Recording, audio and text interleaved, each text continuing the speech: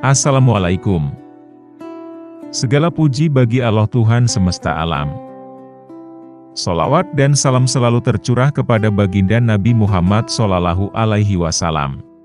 Wahai saudaraku, pada kesempatan kali ini kita akan membahas kisah karomah seorang ulama sufi dari tanah air, yaitu Tuan Guru Syekh Abdul Wahab Rokan atau lebih dikenal dengan sebutan Tuan Guru Babu Salam. Sebelum lanjut, alangkah baiknya jika saudaraku mendukung channel dakwah Islam ini dengan cara tekan tombol subscribe dan notifikasi, agar tidak ketinggalan video terbaru dari kami. Jangan lupa bagikan video ini akan bermanfaat bagi kaum muslimin.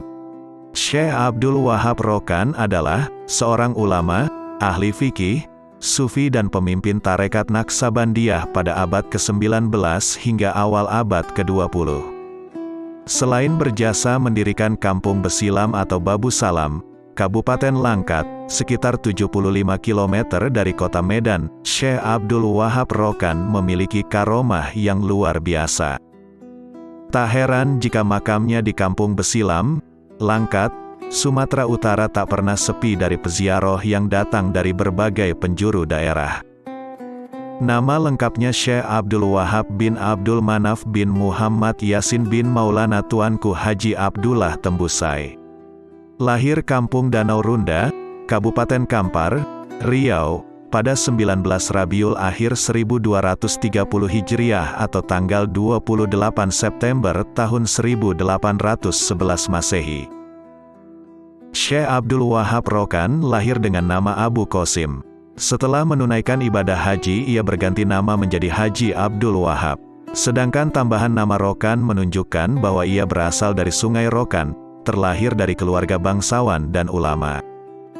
Ayahnya Abdul Manaf bin Muhammad Yasin bin Tuanku Abdullah Tambusai, seorang ulama terkemuka di kampungnya.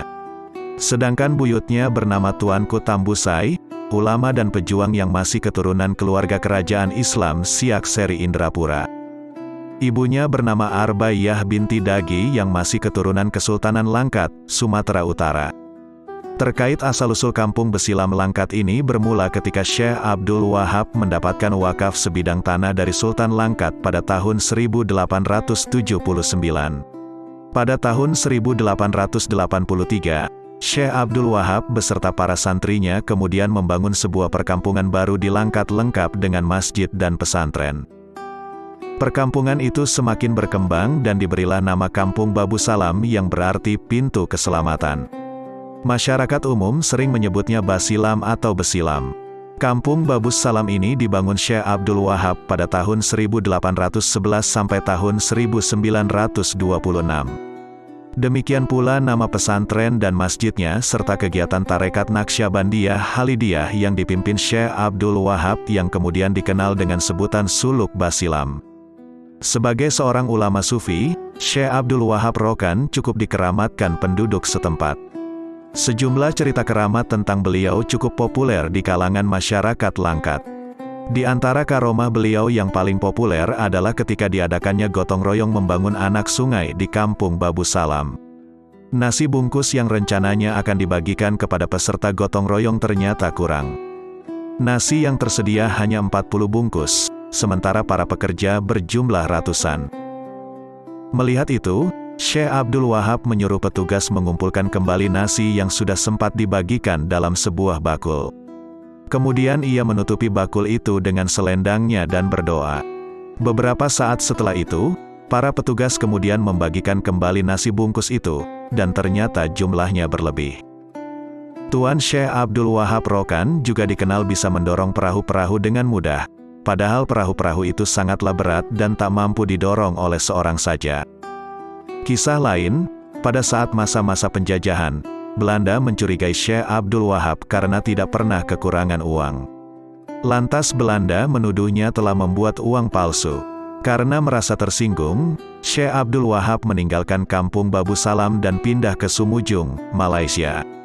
Pada saat hijrah itulah beliau menyempatkan waktu mengembangkan tarekat Naksabandiyah di Malaysia. Selama kepergian Syekh Abdul Wahab, konon sumber-sumber minyak BPM Batavse Petroleum Mats Capich, sekarang bernama Pertamina, di Langkat menjadi kering. Kepah dan ikan di lautan Langkat juga menghilang, sehingga menimbulkan kecemasan para penguasa Langkat. Akhirnya Syekh Abdul Wahab dijemput dan dimohon untuk kembali ke Babu Salam. Setelah itu, sumber minyak pun mengalir dan ikan-ikan bertambah banyak di lautan. Kaum buruh dan nelayan senang sekali. Syekh Abdul Wahab juga dikisahkan pernah ikut dalam peperangan melawan Belanda di Aceh pada tahun 1308 Hijriah atau bertepatan tahun 1891. Menurut cerita dari pihak Belanda yang saat itu sempat mengambil fotonya, Syekh Abdul Wahab Rokan mampu terbang di angkasa, kemudian menyerang dengan gagah perkasa dan tidak dapat ditembak dengan senapan atau meriam. Hanya sekian kisah ini yang dapat kami sampaikan. Mohon maaf bila ada kekurangan dan kesilapan. Terima kasih telah menonton video kami. Wassalamualaikum warahmatullahi wabarakatuh.